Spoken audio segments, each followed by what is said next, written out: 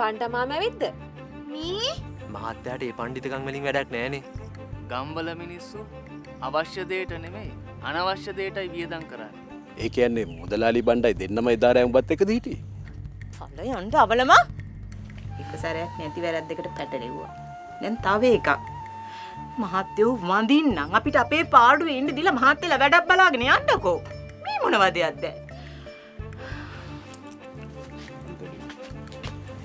මේ ආපා මං කියන දේ පොඩ්ඩක් ආපා. ඒකම ඇති වනජීවක රස්සාව නැති වෙන්නේ. ඒකනම් මරු අදහස මුදලාලි. හැබැයි ඔකට රස්සාව විතරක් නම් නැති කළා හරියන්නේ නැහැ මුදලාලි ඈ. හරි හරි උඹලා අවස් වෙලා වරෙල්ලකෝ. අපි පුතත් එක්ක කතා කරලා මොනවා හරි ක්‍රමයක් යොදමු.